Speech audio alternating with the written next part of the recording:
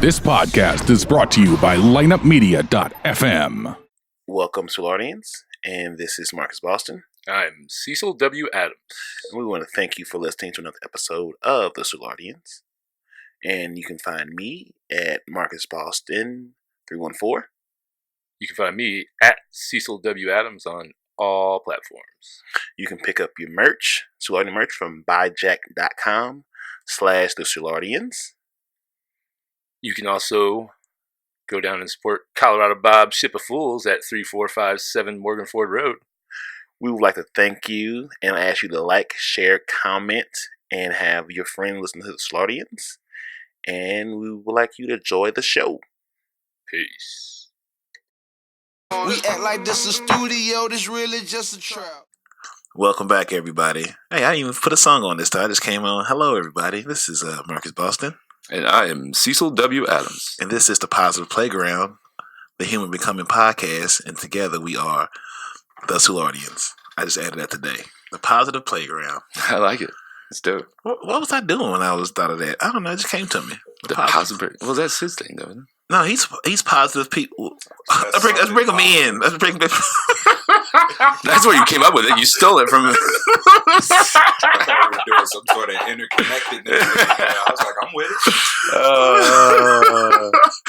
it. Okay, he did inspire me because I was doing a little homework while I was driving. I said, because Courtney, this is Courtney from... Oh, I got it. Courtney of Something Positive for Positive People podcast. Welcome to the studio, Courtney. Round of applause. Welcome. Hey, man, I am really impressed with y'all setup. Stop it. Don't do that. Like all this stuff they can't see on the other thing. I keep saying we can build some shelves so we can organize a little bit. We say that all the time. Don't shit get moved. Mess with the feng shui. Got a good thing going here. Just like a graveyard of ideas and stuff we did not need. It's like the things we've outgrown that we don't need anymore. And it's like, we should probably get some of our money back on this and sell it. Just stays in organized, unorganized boxes. We know it's over there. Like if we need something, we know where it's at. It's in this area. Yeah. Y'all are hoarders and all. Like rest of shit. Like in my life, it's simplicity is what I always just keep it simple. Like I just get rid of shit I don't need. But this like podcast stuff, it's like no, I gotta hold on to it. It means something. This code I've never used, but I bought it, so it might come useful one day. Like the lapel mic I have, I'm like, I used it. I've never really even used it. I can't tell you how many aux cords I have in case I lose an aux cord. Oh yeah. Mm-hmm. I've got a crown bag full of cords. Mm-hmm. How many crown bags do you have? Like 3. 3 with stuff in them. Oh, and like 2 with just there, just in case we need for the future. My granddad would keep those Crown Royal bags, and there'd be more Crown Royal bags, and more Crown Royal bags. Yeah. Like every one of them just hoarded. Come up a little closer to your mic. Yeah, because you're getting an echo from the back. That's fascinating. Yeah, the crown bags, man, they're great savings accounts. Yeah, they are. Especially bartenders and strippers. Oh man! Trying to get an endorsement deal, huh? Yeah. Whatever, whoever's paying. Whoever. I am not. What do you always say? I'm not for sale, but I can be rented. Right, I'm not for sale, but I am for lease and rent. Or keep the fuck. I am not for sale, but I am for rent and lease. And I'm for lease to own if you're talking right. We can negotiate.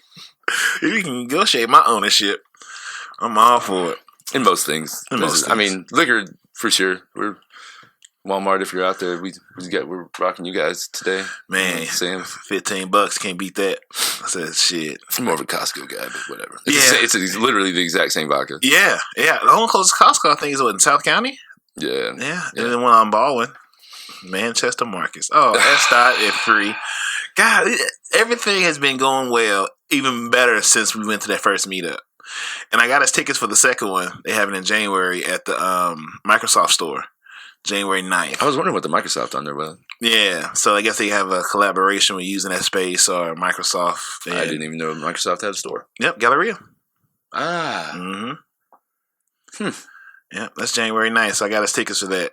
I just got 4 because I didn't know who we were bringing, but I figured at least 4. Did it cost money? No, it was free tickets, but it's still, I guess, on so much space because I guess it's a store and they...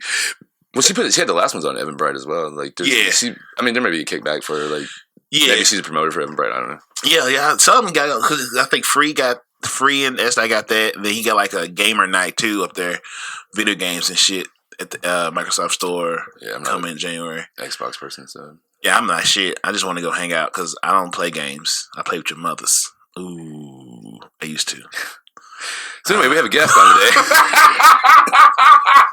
Thank you. Thank you for saving the show. Oh, man, Lord have mercy. Courtney, thank you for coming down to the BBC. I feel like your heart's hurting a little bit today. It hurts, man. I'm at peace with it. Okay, cool. So Courtney, how's it been going, man? Good. I haven't seen you since the meetup. Yeah, it's been a minute. Yeah. Can't wait till the next one at the Microsoft Store. I got my ticket too. Yeah. I look forward to it. I like the growth that's been happening between everybody and stuff. I mean, and I think all it took was just somebody like get like S. and Free like putting it out there, and then you know, like, oh fuck, we should be doing this, you know. Yeah. So Critically Awesome, they're Missouri as well, right? Yeah, they like a Kansas City Springfield hybrid. They do a podcast remotely with each other, and they used to do like I didn't do more look into their stuff, but they gave us a shout out early this year because that's when we was up at Midcoast, and they gave us a shout out, and I gave them a shout out on the show, and you know, like now people are reaching back to say, hey, let's do a collab, which I reached out in August before the glow up. This ain't even the glow up. This is just a step in the right direction. And nothing, you know, it was dry. Now it takes to see. Now you want to play with us? Yeah. I was trying to play with y'all before this came. Yeah. I didn't know this wasn't even on the table. It was to August, so maybe it was, but it wasn't this. Was we talking to me? Not August. What are you talking about? I was talking about when we got over to Lineup. We had a meeting with them in April, right? It was like spring. May. It was early spring, late spring. It was March. Okay.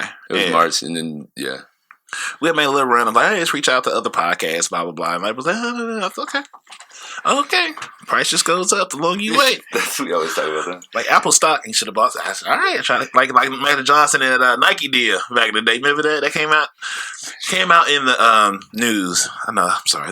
That's about you, Courtney. Courtney, not. Sorry. He's reading books all the time, and he's always wanting to drop knowledge. It's like, man, bring it on. I need all of this. So like an orator from Socrates and Plato. Socrates was a G. Socrates was like, Courtney, so tell us about.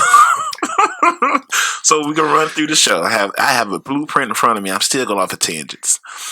So we start off the show with the week that was. So this is the part where you can let us know how your week was, good, bad, and different. Anything you want to share. And you'll go first, then Cecil, then I'll close it out.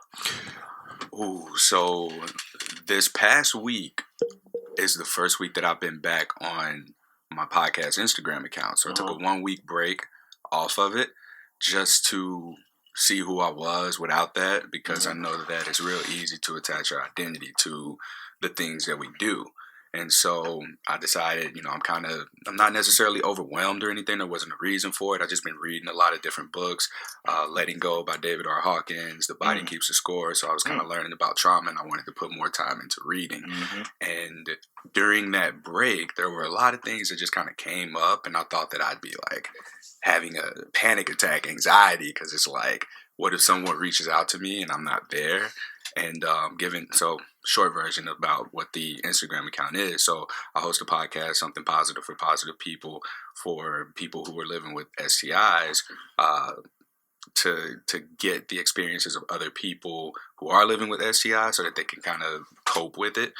There are people who want to commit suicide after a diagnosis, and I've been reached out to by people maybe a dozen times, and I was just so frantic about what happens if somebody reaches out and I'm not there. So I log out of my Instagram. As I'm logging out, I see one of those message requests come up. So it's somebody who doesn't follow me, and I was like, I can't. I already committed to doing this. My girlfriend's right there. She's like, I thought you were going to get off Instagram. I was like, I'm off. And I sat there and I was like, what if that person really needed me?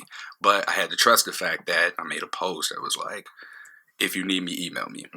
So I get an email and I set up a call with this person, and it happens to be the same person. And they were frantic, but not like suicidal frantic.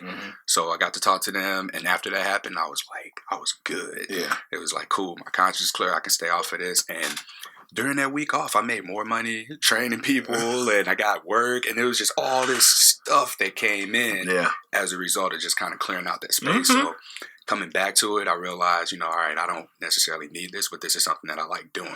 You understand it's a tool. Yeah, it's a tool. So, and it's not necessarily who I am, but it's more of an extension of who I am. Exactly. So it's just like a vehicle of expression for them. Yeah, that's it. This is your paintbrush, and the world is your canvas. That's all it is. And we don't own this shit. That was the biggest thing, I think, for me, is understanding, just watching, different levels of success in podcasts, how even artists, whatever, they get so attached to platform you don't own, being if Instagram chooses to take me off their platform, they can do that. That's a private business that I choose to be involved in.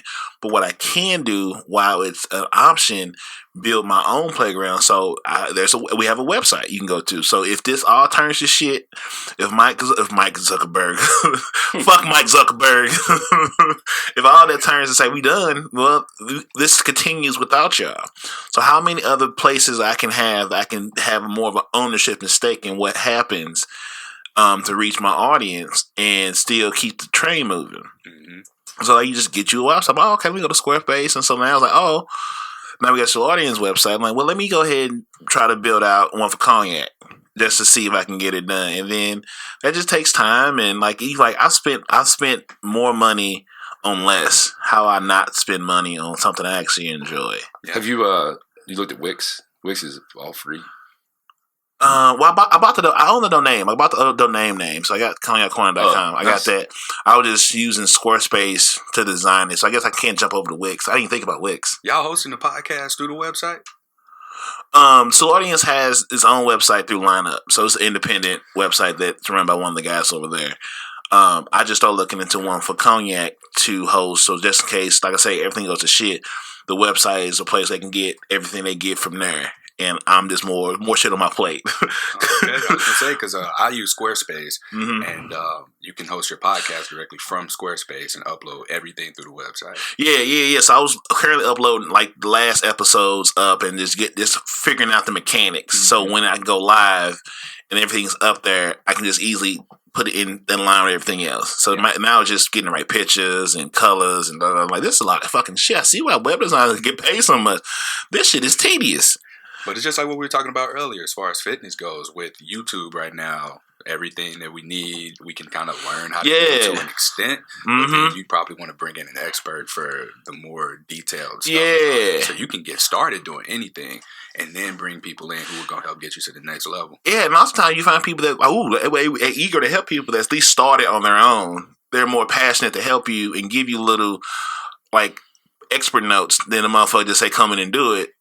And I was like, okay, let me at least show you I'm trying, motherfuckers. I don't know what. Once again, back to how we got the podcast. We don't know what we're doing, but fuck it. We're going to go and see what happens. And that's the best way to do anything, though, man, is just to get started. I listen to a lot of podcasts. One of my favorite ones is the Jordan Harbinger show. And I don't remember who the guest was that was on there. Who's Jordan Harbinger? So he was, I don't know if he can say the name of it, but he was on a podcast that was about how to get women. And over time, like, I needed that at the point that I was at in my life. I was like, all right, how I do this? Because I'm single again. And I'm learning. And I'm listening to the podcast, and it was more than just say this thing, wear this, act this way. Oh, was that the pickup artist guy? No, but they talk about him. Okay. So, maybe he had like a show on MTV. I said, what the fuck is this, MTV? And why am I watching it? Yeah, but I mean, it's captivating, right? Yeah. But he did it from a different angle, so you kind of saw his evolution on that show, where he was kind of branching out to where it was more about being social, and knowing who you are. And there was this episode called The Value Scale, where you kind of talk through basically how you value yourself, how you value other people, and I think that was the one that kind of clicked for me. Like, oh, I need to be better myself. Like, I need to focus on Courtney. Yeah. And then that's when all the stuff comes. So you don't really chase people. You don't chase them. No, you just vibrate at such a frequency they want you. I'm the fucking prize. That's probably the problem too. I think I'm the prize too damn much. but with that said, but every time I think I'm fucking up, they be like, oh, I miss you. I know you do now. I thought it was me. I knew it wasn't a fucking problem. It ain't even been a whole week. You already, I miss you. I said, who does miss you for? Ain't for me. Does it make you feel better? I'm like, oh yeah, and I got time today. Hit it with that new phone. Who this? hit it with the gift. Who this? Yeah. New phone. Who this? I said, no, it's okay. Yeah, you fucked up. What you want? I want my fan back. Come get my fan. But bringing it back full circle though, so Thank you. the podcast, I got you. I do this all the time. But the podcast just turned out to be more about like social intelligence, Yes, and how to be social and have emotional intelligence. And it branched off to him interviewing people that were not necessarily in the dating world, but more so in like success, like entrepreneurs and people who are really doing something. So that's where the show is now. Now it's just called the Jordan Harbinger Show. So he interviews really interesting people. Yeah. He had T.I. on there. Yeah. He had the real Rick Ross on there. Yeah, so, Rick Ross was on T.I.'s early couple episodes. It was good. I didn't listen to that because I'll listen to anything with it. I'm a big fan of Charlemagne, so I'll listen to a podcast he owned. I know the story he's going to tell because I've heard it 1,000 times. I still enjoy that story. And that's how podcasts grow too. I mean, when you like cross promote with one another and everything. Oh yeah, every time. That's really what it's about because like you like talking to people that's in the same field but has a different perspective. Like I like being on shows. Like as much as I love hosting and being in the leadership role, I love just going on. It's like, oh, I ain't gotta do shit but just talk shit. Nigga, what a look at. That's why I was so happy to come on here. He was like, yeah, man, you want to talk? Yes. Yeah, have at it. Get to lay your hair down. Let your hair down. It's funny because my least favorite thing to talk about is fucking politics. But I have people wanting me to go on their podcast and talk politics. I'm like, I hate politics. He does. Why the fuck do you want me to come on your podcast and talk about politics? Because my opinion differs from yours, I guess, which is fine. But like, I honestly don't give a fuck about politics. In 2 shows now, 2 want me to come on and talk about politics because of my views. I'm like, my views is I don't care. Like, you're not going to get me to choose a side. I do like Tulsi Gabbard. I'm throwing it out there. Because she seems to be the most real and she's not chasing likes. That's what I like about her the most, is that she doesn't chase likes. She talks about legit shit. I'm cool with that. Plus, she's oddly attractive. I don't know if it's a power thing. I don't know. I'm joking. I like women with power. And, okay. All right. Courtney. Yep. You were saying, I was just saying, like action is what brings about motivation. Like you don't get motivated to do a thing, you do a thing, and then you become motivated to continue doing the thing. Yeah, that's a great perspective there. I never thought of it like that, but yeah, it makes sense. Say it again, Courtney. I'm gonna steal it. Go ahead. So no, it was just like action, or we don't get motivated to do things. We do a thing, and then as we continue to do it, we get the motivation. Damn, it sounded so clean the first time I said it. But no, it's just the way that he described how motivation works is you don't wait and get motivated to go do something. You start to take action, and then the motivation comes as a result of you taking action. Yep. That's dope. That's fucking good shit. Do you do stuff whenever, say, something gets easy? Do you try to do something new? Nothing ever really gets easy for me. Right. I don't know about easy. Is it just like you become used to the process of how you get that done?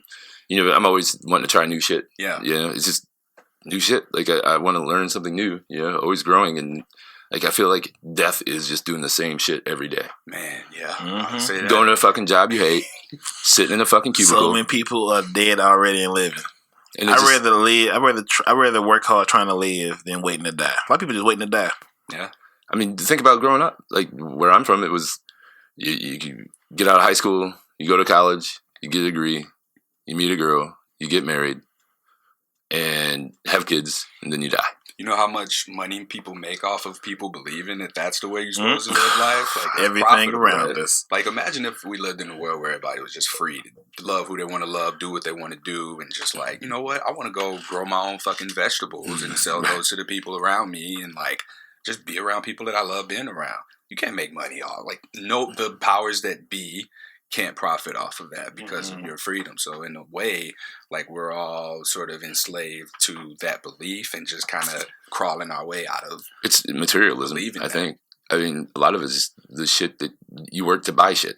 You know? Yeah, that's it. And for me, it's you know, I'm over all that. You know, like I got shit I want to get done, but it's like everything like that. I'm like, oh, I need this. Do I really need it? Simplify, man. And when you start to ask yourself that question, like that alone is so freeing. When you have the awareness of, do I need this thing? Maybe you do, maybe you don't. Maybe you just want it. Maybe you just enjoy it. You know, but you know, and to me, when things changed in my life was when I stopped caring what the other people said I needed or what they thought I needed, or they were always trying to tell me what I need to do. That's my fucking, that, when somebody says, you know what you need to do, that's like the fuck, I'm just like, I'm already hate you. It's like a bull seeing a red cape. I was fine till you said that. Right. No, if it's something, if I respect their opinion, like it's somebody like, if we're sitting in with somebody that's been doing a podcast for 10 fucking years, yeah, I'm going to listen to the motherfucker. And he's going to, well, what you need to do. Cool. And I'm going to take what he's saying, or they are saying. Doesn't have to be a man, doesn't have to be a female, or whatever you identify as. Clean up on now 3. Right. Because everybody's a fucking expert. But that, to me, it's like, yeah, I'm going to listen to what you have to say. But if you're somebody that's never done shit, but you're going to tell me what to do a podcast about, and you've never done a podcast, then fuck off. I'm such a fan of suggestion. You can make any suggestion you want to. I don't have to do it, but like sometimes there are good suggestions that align with what it is that I'm doing, and sometimes there are ones that are way the fuck off left side. And I'm like, oh, well, thank you for suggesting that, and we just move on from there. But our suggestions go to Cecil because I reply like, "This is some stupid ass shit. What the fuck, Marcus? Huh?" It's all right, man. I'm my business. I'm gonna be quiet. Suggestions over there. This is a suggestion box because I'm not good. He give me the ones that's relevant. Oh, it's not a bad idea. Yeah. He does all the screenings. I'm like, this is stupid. What have you done with yourself? Who are you, sir? Tell me about yourself. We're over there the first day at the studio after we just signed a contract with him, and I'm like, I'm really, thank you to Line Up Media for letting us be a part of the family. Blah blah blah. He's like, nah, they're lucky to have us. I'm like, motherfucker, we are sitting in their goddamn studio using their fucking equipment. We got a year of this, and we're just gonna start the first day off like this. Like they're lucky to have us. Like these motherfuckers know. Like these motherfuckers know. Hey, we are partnership. Okay, my ownership days is behind me. Letting y'all know. Mm-hmm. Oh, that's great. Got my eye on y'all. So how long you been doing your cast now? Man, it's going on 3 years. So it wasn't a podcast right away. It just started with me interviewing people who were living with herpes and sharing the audio with people who said that they wanted to kill themselves after their diagnosis. So it's been officially a podcast for a little bit over 2.5 years, but I'd say I've been interviewing people for going on 3 years. That's dope. You saving lives, man. I feel like I ain't doing enough. I know, right? I'm all like, I say positive playground. I'm just here for the shits and the giggles. But he's saving lives. Like, that shit. Right. Well, thank you, Courtney. This has been sweet.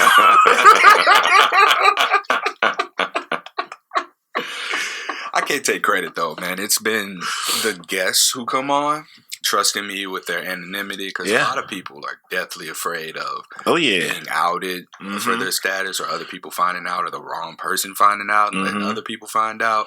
And for people to trust me enough to be like, yeah, I'll come on, I'll share my story. Like, we have direct correspondence. Yeah. Names are used. Yes. Like, I credit all of them for coming on. And right. Y'all the gas, I'm just the vessel. Yeah. That's it. I'm the boat, y'all the oars.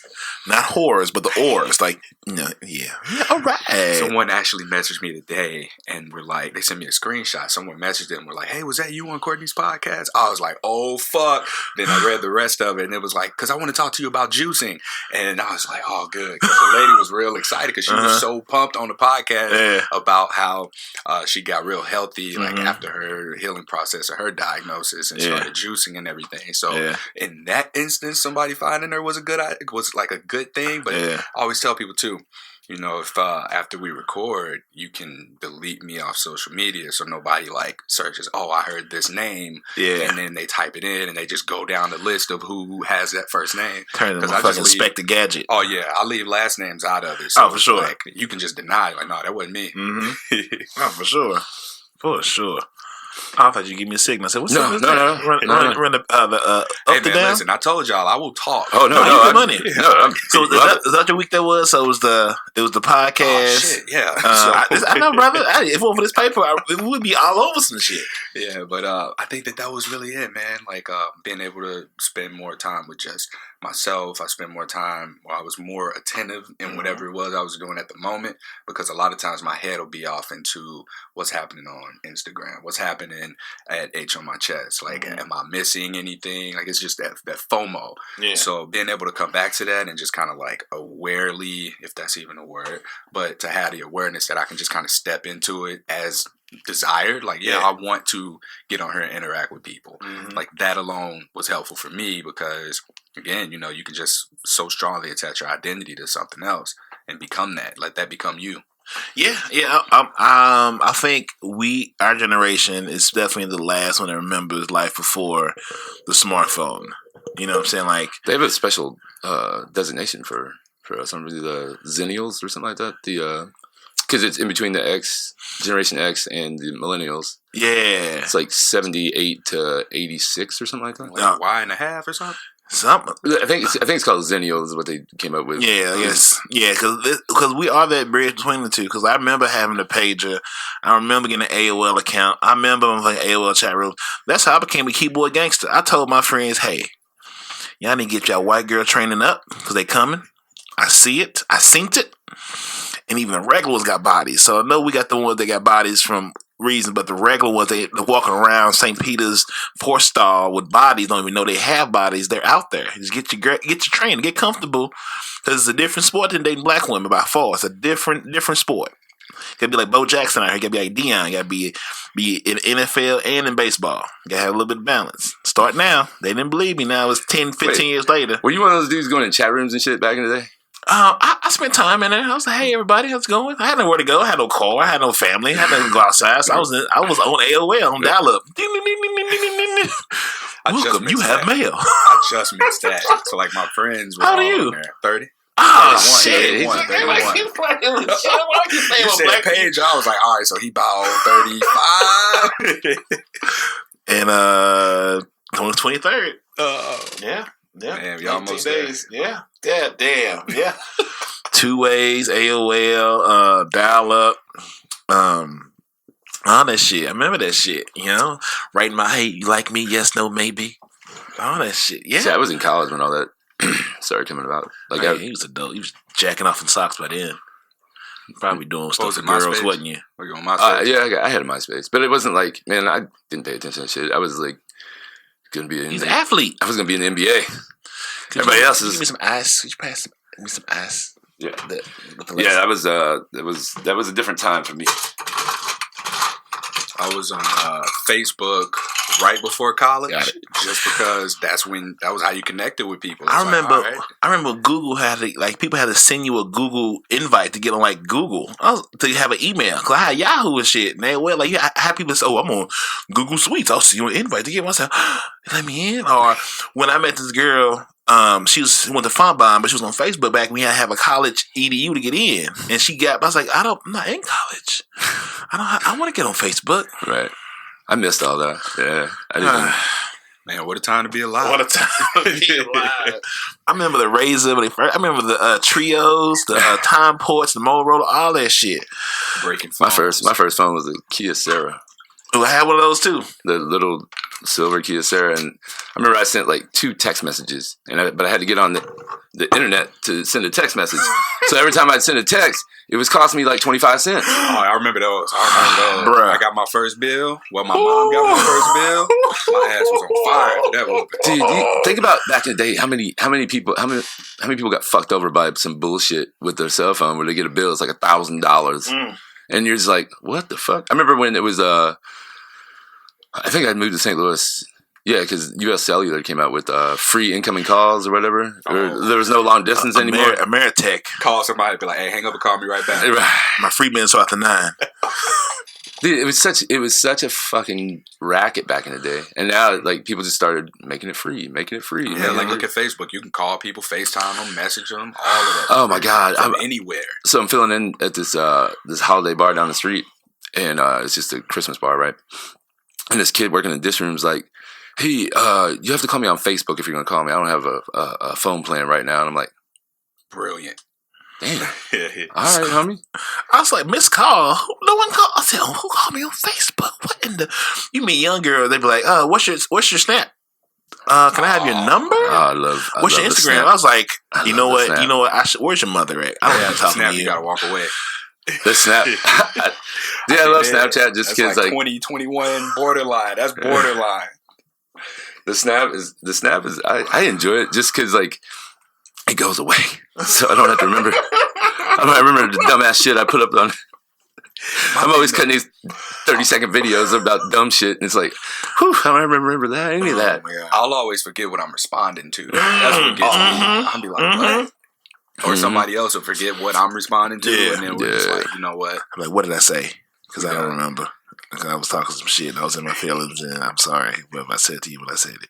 Right. Well, see, that's why it goes away, so it didn't happen. Right. Whatever do you mean? You'd be like, what? You'd be like, what? Prove it, bitch. But then you get the motherfuckers that get what they said and say, oh, I saved it right here in my chat. Why is it still there? You get that screenshot notification. I'm like, oh no. I hate it. I bet you love it. I'm gonna love it again. I know I am. I get the best memes on Snapchat. Yeah, dude, that's a good one. Yeah, man. They get you them the accounts that you should subscribe to, and it just feeds you. Like, I'm so glad you had that week away from breaking from social media and stuff. Cause I have that in moments. As much as I post and do shit, that's a lot.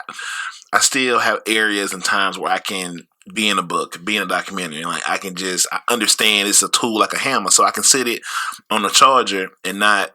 I come through, I light up timelines and let it sit. Then I come back hours later and say, oh, look at my notifications. Hey, look at it's just sort of fun. I can sit there. I got these pages because I can better direct and interpret what I'm saying because I've re-energized. I can't withdraw. I don't deposit. So if I'm depositing shit into my spirit, to my mind, I make sure it's valuable and it's worth regurgitating. I don't know where it's going to come up in conversation. I don't know when it's going to be valuable, but I know I put enough in so when it comes out, people are like, oh, exactly, yes. It's like the scene from what's that Napoleon Dynamite? Yes. And that's when you say that, I'd be like, what the fuck is he talking about? And then I started just paying attention and like being aware when I regurgitate something I hear on a podcast or from an audiobook, and I'm like, man, Marcus on something. Ain't it crazy how they hit later? You know, like you hit that flow state. It just comes out. You're like, that sounds like a goddamn genius. That's how that action motivation thing worked. That didn't hit me when I was listening to it. You know, that shit just came up whenever you need it. You know, you can't withdraw when you don't deposit. You can't go to the bank and take out money you didn't put in that motherfucker. The body and the mind's the exact same way. You hear motherfucker regurgitating bullshit. Oh, you watch Love and Hip Hop, huh? Oh, you watch? Okay, yeah, we shouldn't be talking because we not even on the same wavelength. I hate conversations, especially hearing them at the bar. The conversations where it's like two people are talking about something they have no idea about, and it's just like they're just saying stuff. This broad stroke answers that maybe they're portraying something in a negative light. And it's like, motherfucker, do you even really know what the fuck you're saying? Or are you just spewing rhetoric? Which is fine. I mean, you can ask questions about something, but don't act like you're a fucking expert when you don't know. When you're just a headline reader and you read something that's far left or far right, and then you're just like, whatever you are, that's how you're going to frame that, and you're going to put it into your own vocabulary or interpretation. When you can't, like, we had a conversation on the show we did recently, like, if you can be a headline reader when you have a lot of information to draw from, because you can interpret what you're reading. So you can look at the headlines. Oh, I understand where that's coming from, what they're trying to say, because I got reference to other things that's bigger than this moment of this headline. Well, all you know is headlines. How can you interpret something you don't know anything about? Like, you can't. It was a good quote I heard about success. You can't talk success to a person only reads failure. Ah, that's deep, ain't it? I mean, that's like there was just lately. I've noticed that this guy that I thought was like had all this shit together and was just really on top of everything. Then find out, once I dug deeper and like got to know the guy better, it's just like, motherfucker, you ain't got shit figured out. Nothing. You're addicted to being pissed off. Like, I thought you used being pissed off as motivation. No, you're addicted to being pissed off. And like, it's just like, man. That runway is short. Yeah. Man, one thing I noticed about those like headlines that people have been posting with no kind of context is sometimes if you read through them, the information that's in it is contradictory to what you would think about the headline. Yeah. I told somebody, I was like, dude, so I read this thing about like how marijuana is being legalized somewhere, and then you finally go through it, like it's talking about why it's a good thing, and then you get in there and it's like asking you to join a fucking cult somewhere. That's how way left it goes sometimes. It's crazy. What we turn to as a culture is just like anything to get a click, because newspapers are out now, so now like people aren't reading that shit.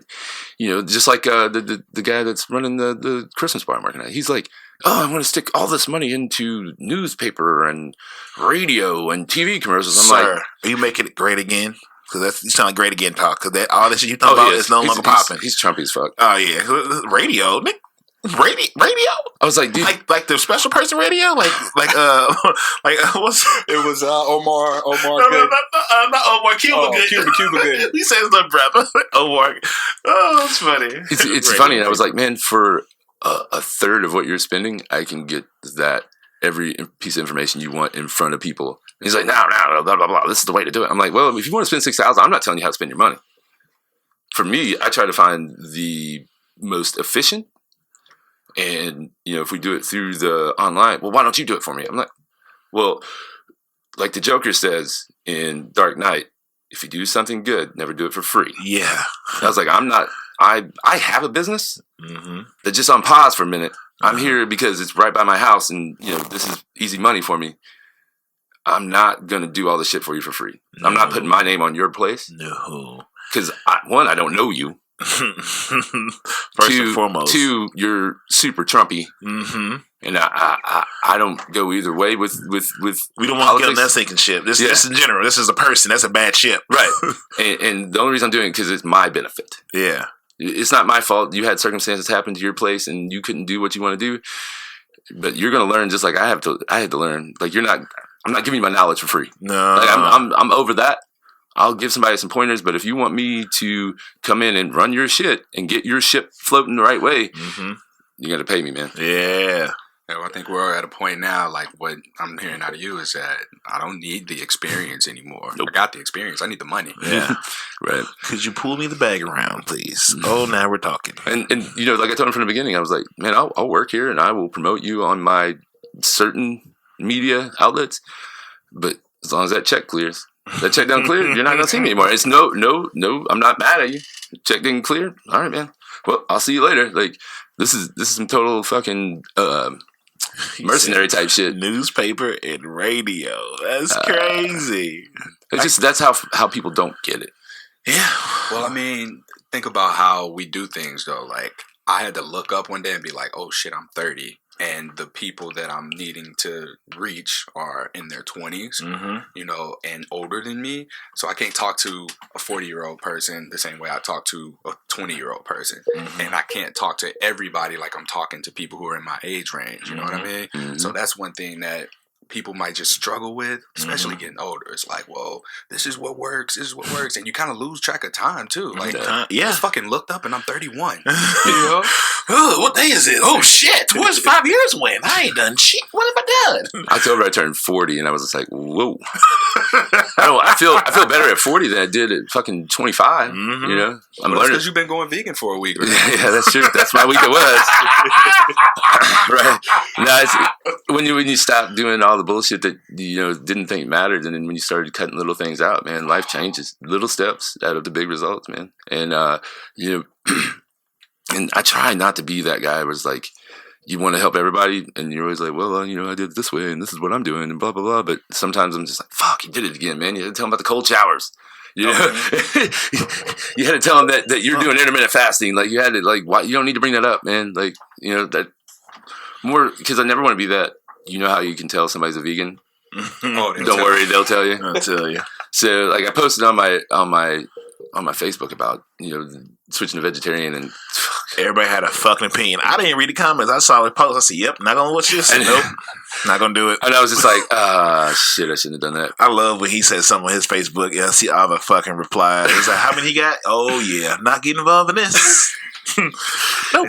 It's cool though. Like there are people who do it the right way. I think that the right way is to be more suggestive about it. Like, here, I'm not telling you what you need to do. I'm not going to shove information and violent shit in your face, but here are the facts. Here's some stuff that you can consider and leave it at that. Like, I have a lot of vegan people that I follow on Instagram, and it's just more of a matter of, like, curating the content that I see, of just being, like, stuff that I can get something out of. Yeah. And as I'm scrolling through, like, these are people who are just, sharing, they're living what they're saying. They ain't just throwing shit at you. Yeah. I mean, I guess being is sort of curating an eye for people's presentation of themselves, and like you see, like I've said this all the time. Like I've noticed there's two type of podcasters. You have people that are doing it for a community, for trying to help somebody beyond themselves, and people that's doing it for themselves. And their content sort of goes in parallel. Even how they present themselves to the world. Looking at it, like you can tell between between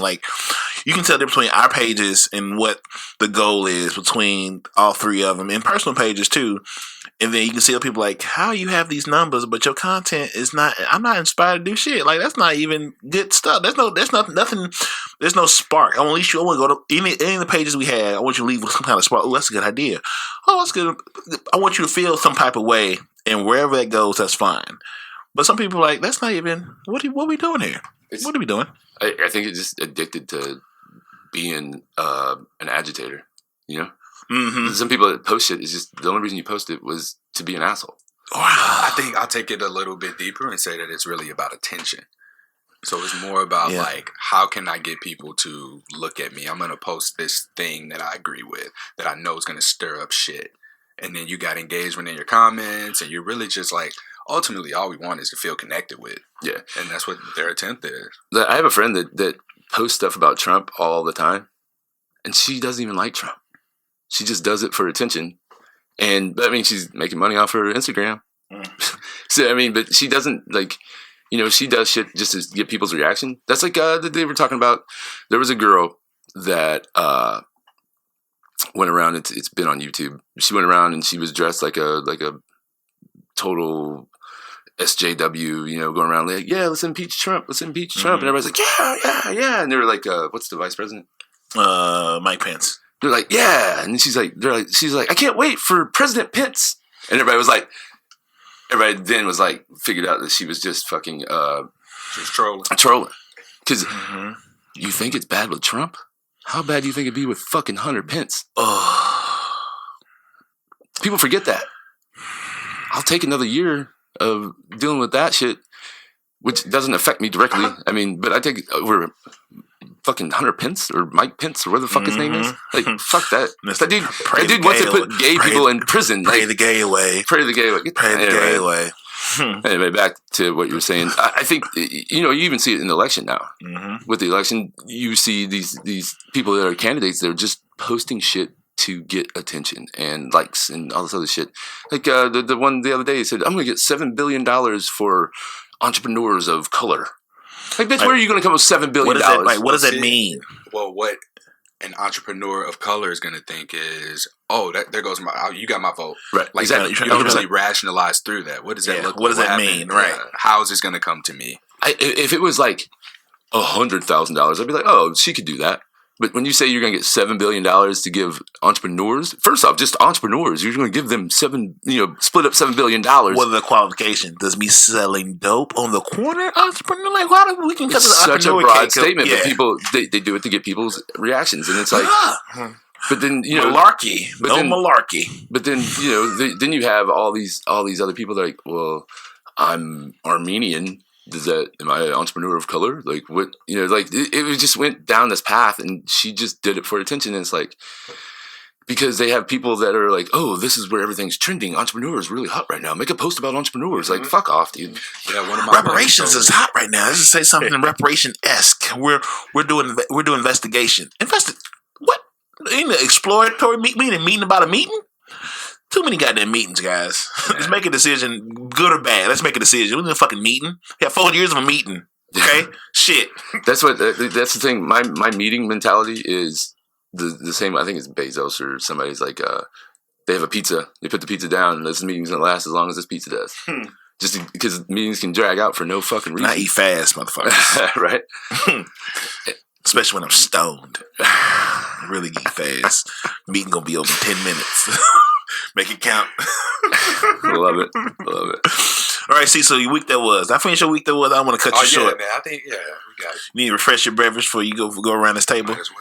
Could you give the young man some ice? He said 30. I'm so done with guessing black people ages. I should know better. I get like 28. Or people don't know me enough, or they just see me on first glance. I'm like, oh, how old are you? I'm like, what you 28? I said, girl, God bless you. God bless you. God bless. Yeah, I did that shit with S. Dot. I say, you know what, S. Dot, I'm not playing with y'all no more. I'm not guessing no more black people age. How old is she? She's 38.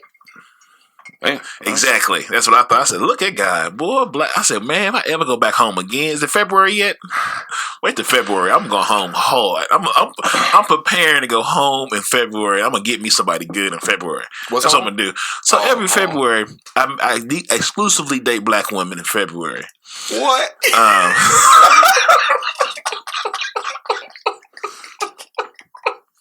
Ain't nobody gave you shit about that chick. Yes. Oh. That he doesn't have a lot of dates in February. We'll put it that way. Man. That's hilarious. It's hilarious that you say it and on the podcast where everybody can hear it. He definitely. It's a lonely road for him sometimes. Come on, man. Let's hear it. I gotta hear the rest. If it wasn't for black women, I would never have found cognac. It was when it was around. How long Black Panther been out? 2 years. Oh. So maybe around that time, I was like, I'm going home in February, and so that's when I fell into Hennessy, and I was like, I felt the Douce. A black woman put me on, and I was like, wow, yeah, it was 2 years, so it had to be.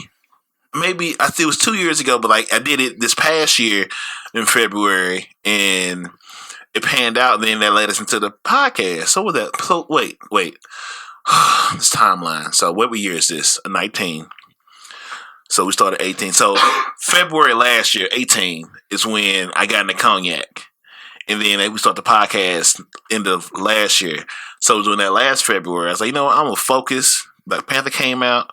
I'm gonna focus on black women. It was a good month. I found Hennessy, and I found Douce, and like it just sort of spurred me into a lot of things that came my way. I was like, I'm gonna make every February. Was February whenever we tried to live off $100 too? No, that was March. We tried to make the whole month just off $100. Yeah, we didn't. Remember when we set all those goals? We had the goal wall. And we had a lot of that stickers on the wall. We kept with the podcast though. A lot of shit at wall came and went because life happened. Right, but the podcast stayed and got stronger. So I guess all in all, we challenged each other each month to do something, and it lasted for a while, and then like running and doing all this shit and. I think the bar came up so fast that the bar just came in. It was like, and wrecked all those plans. Everything we had planned that come in like year was wrecked because the bar got there. So like that, it was in the bar. Yep, and everything we were doing. Yeah, and all the little pasties we had on the wall. I'm gonna do this. We brought this down. Bar killed all that shit. They're like, "Oh, you got all these plans? Check this out." Oh man, yeah. So like February, black women only. So I have a heavy cocaine problem. Started in high school, and I was like, wait. The terminology. It took a minute for me to get the terminology right. I knew exactly. Now I'm getting it. Yeah, now it's coming faster. All right. He switches over that. No, I don't even want to make that joke. I was gonna switch to another drug that was only black, but the only black thing I came up was black tar heroin. And I was like, I thought that sounded like you did nothing else than black tar heroin. I was like, no. I figured if you said it was okay, but if I said it, it's like one of those. In my head, it's like, see, you have more black women than I have, so technically you're good. Right. Yeah. I mean, I played basketball in college. So what's the issue? Let's talk through this. What's the problem here? Is there a problem? There's not an issue. It's just like during my youth growing up, I was welcomed into the cocaine community and all their lovely flowers at a young age. So I got conditioned to how to approach and win in that arena. Don't let them get it twisted. There was some crack in there too. It wasn't just cocaine. They wasn't all cocaine. It might have been a couple of crack rocks and little dirty bunnies in there in between. I love a good dirty bunny. Now, for those that don't understand what dirty bunnies are white women that clearly into black guys. Oh, it's almost like equivalent to how women like thugs. I like dirty bunnies. Something about I know I probably should date a black woman who deal with this bullshit, but like something about this bullshit being wrapped in this white packet is really entertaining to me. So I'll play along. Those snow bunnies. Those dirty bunnies is like thugs. Like, I love me like girls, I love me a bad boy. I like a dirty bunny. Like a dirty bunny would catch my eye like, ooh, I shouldn't, but that fucking them fat form jeans. That's such a vivid image too. Ooh, look at Iggy over there. Iggy would be a dirty bunny. Amber Rose, Dirty Bunny. Amber Rose is the ultimate Kim Kardashian, a dirty bunny. Even though she's them dirty bunnies. All that. All right. So it ain't really a problem thing. So, like, I can kind of relate, though. Because, I mean, growing up, I liked weird shit. Like, it would be weird to black people. Yeah. You know, so. I went to a county school, raised around, like, I went to Brentwood. It's a mid-county school. To what? Brentwood, exactly. Brentwood is small. Exactly, bruh. Out of 66 students in my graduating class, I was the only black guy. Out of a high school of, like, 300 people. Okay. So... yeah, it is what it is. So here's my question though: you're not exclusively only dating one race? No, I'm open to them all. I just lean. It's just like that's what's in your environment. Yeah, that's why I know the routine. I know how the process figured out. I know how this game goes. I'm a champion. I'm a Hall of Famer in this certain sport. I got this figured out to a science. Wait, who's Hall of Fame though? Mine. Okay. They probably disagree. They probably say this motherfucker on the bench. But in my mind, I'm in the rafters. But I might be in a rafters sitting down in the back at the top of the arena. But in my mind, I'm like LeBron out here. In my mind. But on February, I used to be the snowman. Okay, I'd be trapping out here with the white girls. I had years where I was eating. I was like BMF. I was out here just moving weight. When weight means actual weight, like there was some big girls involved in there too, but they were good big girls. They was curvaceous. They was Fashion Over curve before Fashion Over. I'm out here Lane Brian Torrey. I'm talking about all that. I speak the language. I have appeal to this demographic, and I exercise it to my maximum, and I make sure everyone around me ate well too. So when we all was some, this is how I was getting it back then. Here's okay. So do you think that because you're still?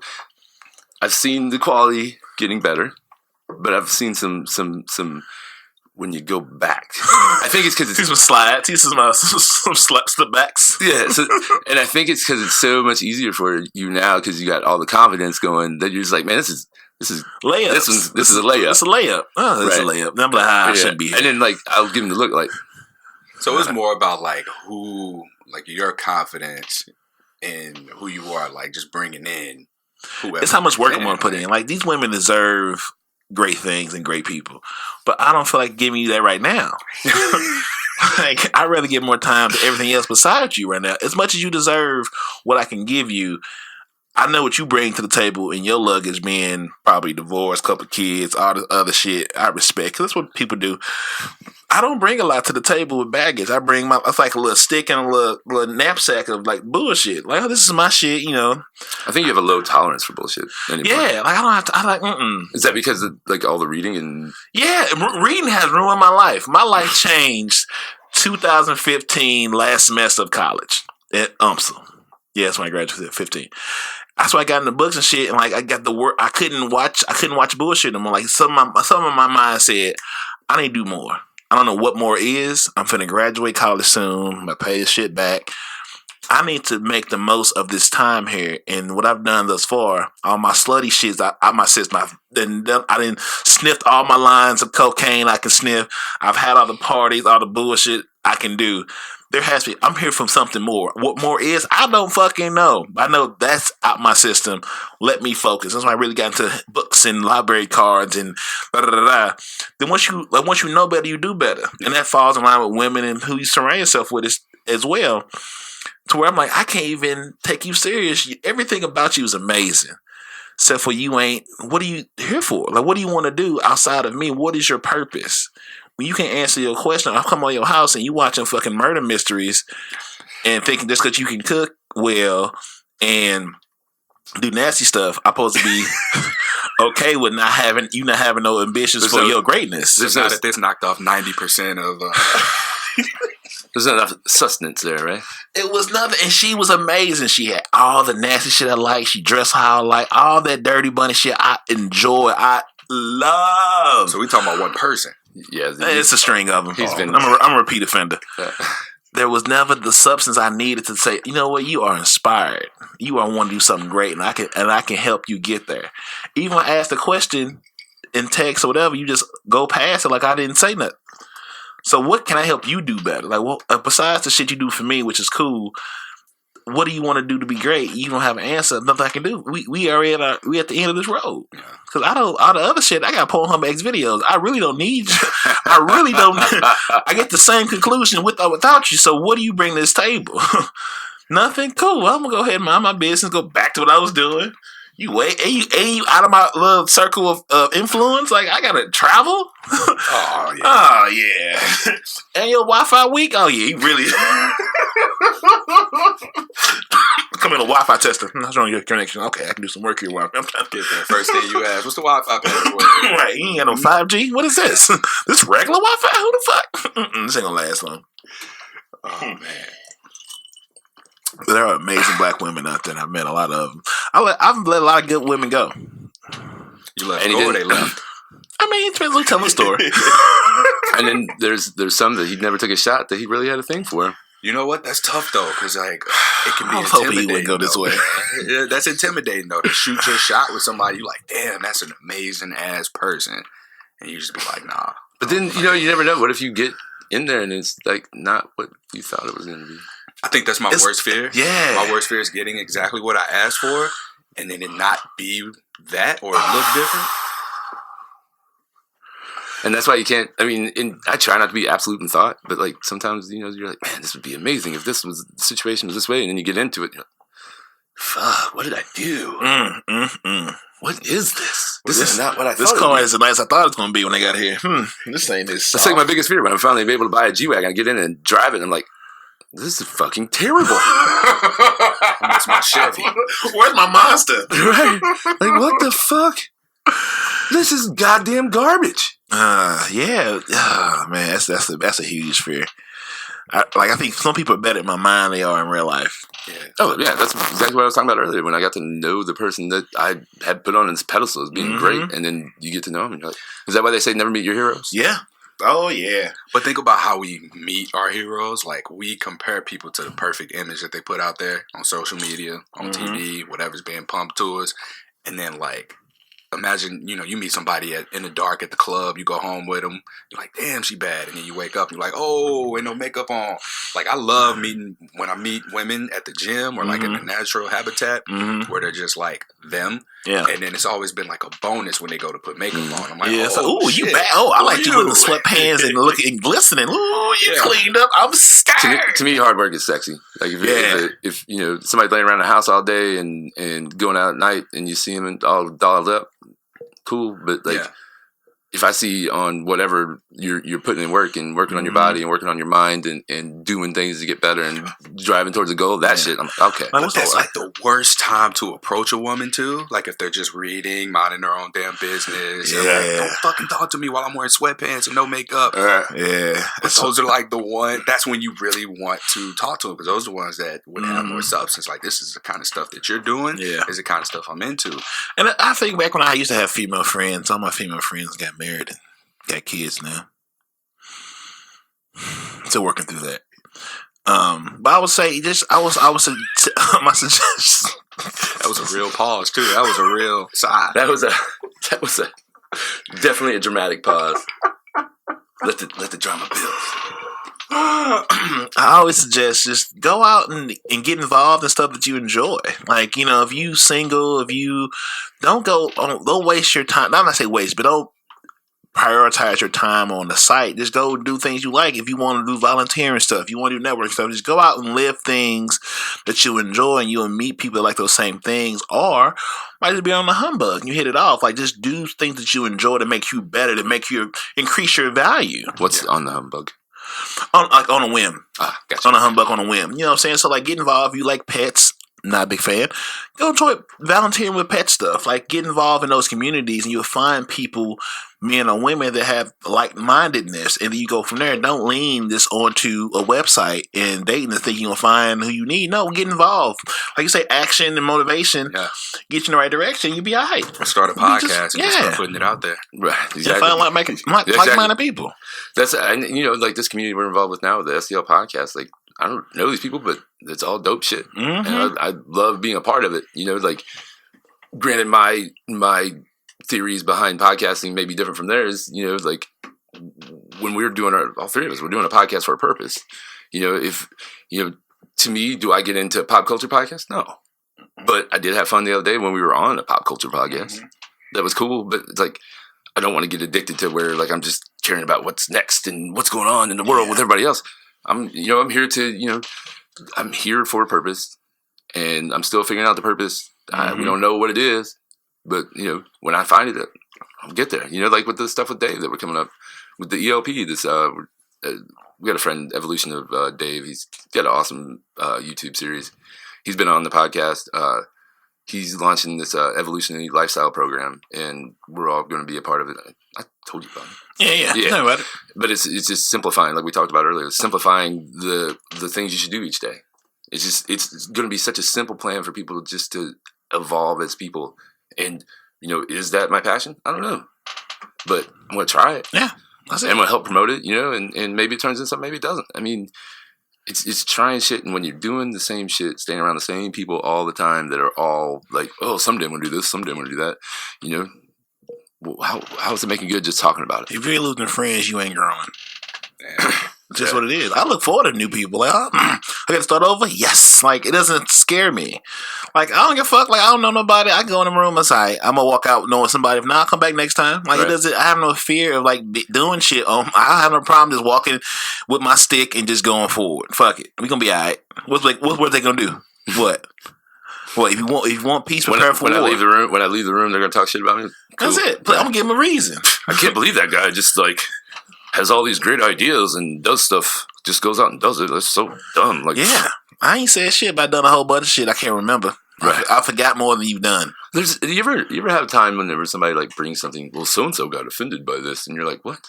I don't even know who so and so is, but it's some kind of action that you did where you were like, oh, he's offended because you talked about working out and he doesn't work out, so he got stuff like that. Dude. Yeah, a little petty shit. I'm just like, you spent your bandwidth to talk about that. Yeah, imagine like how much more of that is really happening inside their head. This is only what they can communicate. Right. So like that could be a common. Oh my God. It's just people being stuck in that kind of thinking of being so caught up in being afraid to give up good and be great. What do you got to lose? It's probably like a comfortability thing though. They're so comfortable in what they're doing and not getting outside their box, I guess. I don't know. I feel like I'd say the most uncomfortable thing that I did would probably be when I up and moved to Houston. Moved to Houston, Texas. I was there for a job and a girl, like 51% job, 49% girl, because I would not have went if I didn't have a job. Right. Probably would have been the worst thing to do. Oh, yeah. And we broke up shortly after I got there. Of course you did. Of course you did. And then having to be there and like figure out stuff, like being by myself, being single, and then having to work and spend time with myself, like all of that was just so much like tension just being pulled between me, and this was a tension that I created for the first time, and I was like, man, I ain't going home. I'm gonna have to sit here and make this shit work. So when you begin to just sit in that discomfort, like that's where that expansion, that growth comes from, because I had to go meet people. I had to go socialize. I had to do the things I like doing, and that shit was a challenge too, just figuring out what you like. My biggest fear was always having to go back home. Go back to my small town where I'm from, and like driven by fear. I've been driven by fear for so long. Now it's like whatever, but like at the time it was like I can't go back home. What was it about going back home? I think it would have been like at the time when I cared about. At the time, it was because of judgment by other people. Oh, he didn't make it. Like what. He had to come back and get a job at the factory where his dad works, or something like that. That type of fear was like the biggest thing. I don't want to see the judgment in my dad's eyes, where, and it was just like I feel like I failed or I didn't try. It was one of those kinds of things. Yeah. And it wasn't. I was always trying shit, and he still doesn't understand to this day. And like it's just like when I told him about a bar, he was just like, well. You need to do something else as well because that shit ain't gonna make it. Because doing shit that he doesn't understand, Yeah, and that's the thing. Like, I think our parents and people around us like want to protect us and want what's best for us. And you got to make the assumption that everybody doing the best they can with the information that they have and what they're doing. But like, we got to take it for what it is. Like, they didn't have the same amount of information that we now have in order to know what to do, what not to do, you know, and if something doesn't work out, there's always something else. Right. And, you know, I go into conversations with people that have had more success, let's say, financially than me. And then I'm just like, wait, you're just stuck in this box and you're only doing it this way.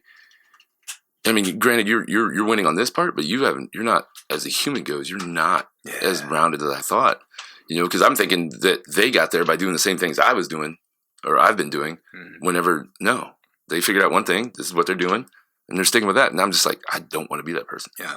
But I feel like there's a little bit of a freedom that comes with that kind of structure and stability. Like if you can maintain that routine, I guess, of doing that thing that allows for you to, in other areas of your life, be able to explore and expand, like that's cool. Like I would love that. But I'm going to definitely want more time with the freedom than I am with the structure. I really enjoy just being able to talk to people and learn about them, you know, and see what they're doing and maybe take something from their life that they're doing that I'm not doing. And maybe they, you know, learn something from me. I bring some kind of value to them. Yeah. And that's anytime I have a meeting with anybody, I try to make sure that I have something valuable for them. Mm-hmm. Whether it be, you know, if it's a real estate person that I'm having a conversation about one of their buildings, you know, I always like, oh, well, hey, I don't know if you know about this, but this isn't on the market, but here's this address if you want to take a look at it. You know, maybe it's something you want to put into your portfolio. Or if it's, you know, when we were talking, I knew you're a trainer, you know, that's why I talked about the Wim Hof, you know, like things I do and, you know, just maybe something you hadn't heard of, you know, and that's, you know, providing value and people always want to take. Yeah. They never want to provide any value. And that's one of my biggest things that drives me insane is I had to get to a point where it's like, I just don't expect anybody to bring any value. Yeah. And if everybody's giving, like think about your environment. Mm-hmm. Like in my environments, everyone always was like, no, I got to keep what I got. Can't go broke giving. Yeah. Wait, what? You can't go broke giving. Oh, I thought you said the opposite. I was like, huh? But yeah, it's just been, and I call it the survival mindset because like that's what I grew up with. It was like everybody's scarcity. Scarcity. Yeah, scarcity. Either you believe in scarcity or abundance. Yeah, it's one. Either in survival or thriving. But do you know how hard it is though to go from survival to takes thriving? Courage. It takes courage to walk on, take that step, and not know where the next step's coming from. Yeah, take that first step. You can't see the staircase, but you know I'm gonna keep fucking stepping and see where it leads me. It takes courage. Mm-hmm. And so just like creating an environment and a community, like creating a community, create a tribe, fostering that whole give mindset. Like you're investing and you're getting returns on your investment. As long as everybody looking hashtag Tribe 314. Yep, that's the whole point of the tribe, man. Everyone in the tribe just doing themselves and just working together. And I've had a hard time just letting go of some shit that's happened to me recently in this last year. And it's like, I'm trying to grow and I don't have it figured out, but I'm learning to just be like, well, that's the way it is. Like when you are at a place where you just know you don't have it figured out, right? You're not one of the people that doesn't have it figured out and everybody knows but them and no one's telling them they don't have it figured out. Same shit. And it's hard for people to realize they're fucking up. And everybody, like you said, everybody can see it, but you know, they have to, when that glass breaks and they're like, oh, fuck. I'm the one that's been fucking this up. Then they start to grow. Sometimes people just won't. There's like, oh no, that's blame casting. I hate people that blame cast. And that's one thing, like, I will take everything on me. Everything's my fault. Anything that happens at that fucking bar is my fault. Yeah. And then, you know, and then when I'm talking to other people and they're like, why aren't you pissed off? Why aren't you screaming and yelling at your staff? I don't scream and yell. First off, that's not going to do any good. Yeah. How hard is it to, because there are some people that's their language. That's how they listen. That's what they know to respond to. You can respectfully tell a person like, hey, here's what I expect from you. Please show up. And when they don't meet those expectations, you reshape the expectations. And then like, they don't get it until you yell. I don't want to have to be the kind of person who has to speak your language because that's not where I'm at. I don't need you here. Yeah, that's all. I don't want to go back. I'm not about to backtrack and get angry with you because that's the language that you understand. Get me out my character because you can't evolve. I'm not gonna do it. That was hard when I took over Bob's. I was with Bob's staff, and so everything was Bob's and it wasn't mine. And then now that we have this break, I'm gonna reshape the whole thing. Like I can't. Those people aren't getting my mindset, and they weren't doing the things the way I wanted it to be done. And you know, it took me a while to figure out that just because they're not doing it my way, maybe they can adjust and gradually do it. And I was trying to be super patient, but it's just the same shit kept happening. Yeah. And so now I'm going to build my staff. First, it's just going to be me. Until I get the investor paid off, it's just going to be me. I'm going to 6 days a week. I'm going to be in there 3 p.m. to close bartending, and then we bring one person on and show them what I want and teach them. Because that's all I want. I want Bob's to be a place where people come and they work with me, and then I'm show them how to use this skill that they can take wherever the fuck they want to go all over the world. You can bartend. It's a dojo. Yeah, exactly, 100%. Yeah, and when you do it that way too, like how many people are you bringing up to just be able to do what you're doing there, so you can go do that again somewhere else? Right, like that's exactly. real estate. Life is legit real estate. And I want them to be able to hey man, I'm moving here. Well, they're gonna see that they worked at Colorado Bob's, and they'll be like, oh shit, you worked for at Colorado Bob's? You're Colorado Bob's trained? Your sensei was Cecil? Right. Sensei Cecil? And that's all I want. That's all I want to do. I want to show people that you're never just a bartender. Like, this is a skill. There's a skill to it. You're not just some fucking hot chick behind the bar. Just a barber. No, you are a therapist. You are a lot of things. Yes. And that's what I want to change. A community leader. And that's what I want to change about the industry is develop a tribe of people that within the industry that I've trained and shown the way I do it. Maybe it's not right, but there's some principles to it that I know I do that other people don't do. Places where where the owner's not some dude that uses it as his own private fucking whorehouse, whether it be guys or girls, whatever you're into, they surround themselves with that and just start fucking all of them. Like, no. Yeah. This is a business. We're gonna run it as a business. Simplify the process. People, process, and product. That's what it's a shogun. Yeah. The three P's. P3, P squared. Nope. The squared? PQ. PQ. I call it 3 P's, but whatever. People, process, and product. And for cube. That's right. You right. Yeah. Cubed is 4. Oh, is it 4? No, am I wrong? I thought it was squared is 2, right? Fuck if I know. I don't know. We got to bring square. I thought 3 was cubed. I could be wrong. I'm not good with math, so I'm not gonna fight. Well, there's 3 P's involved. The 3 P's.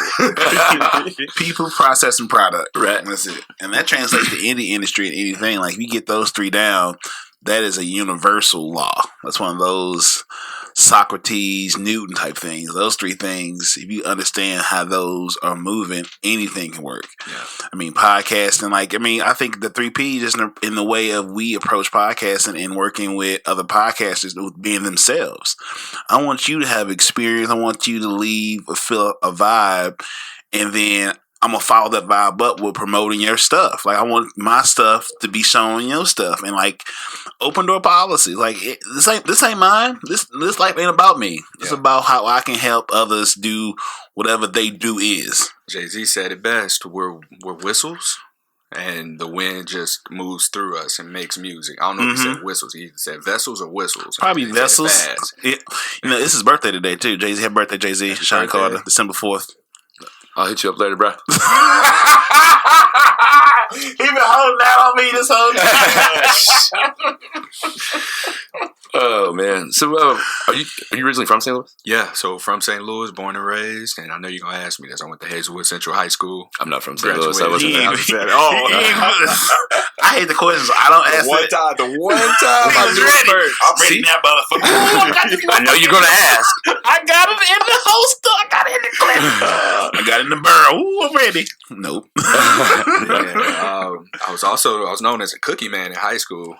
So 2006, 2007, I sold cookies, actual cookies, chocolate chips, sugar, s'mores, damn, M&M's sometimes, and then peanut butter. So what I would do is buy 24 packs of Pillsbury Doughboy cookies. I'd put them in the oven, put it on 350, 12 minutes on the aluminum foil. Like, I had that shit running like a legit business. You had a trap house. Straight up. He was the dope man. Dope man for cookies. He was slinging the white sugar. He was slinging the sugars. So I made probably $300 a week. Damn. And this in high school. Early entrepreneur. I was the man until senior year.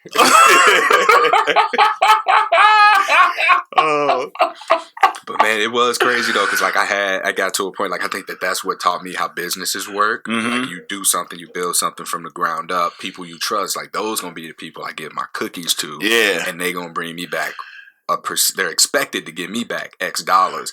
They can do whatever the fuck Frank they want. Lucas. That's if what you don't get Love it. At Pillsbury Magic.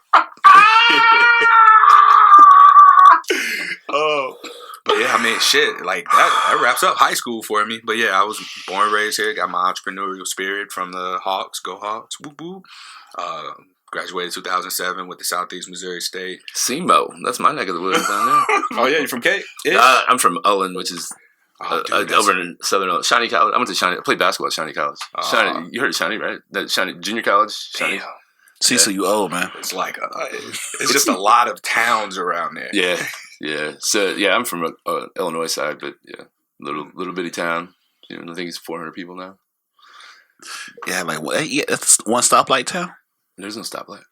Okay, Courtney, back to you in Southeast Missouri. SEMO. I used to cruise Broadway back in the day. I know what you're talking about. You know Burritoville? What's that? Burritoville. Yeah. Oh man, them dirty fries. I used to get them with steak and bacon. We used to go to. There used to be a place called Fridays.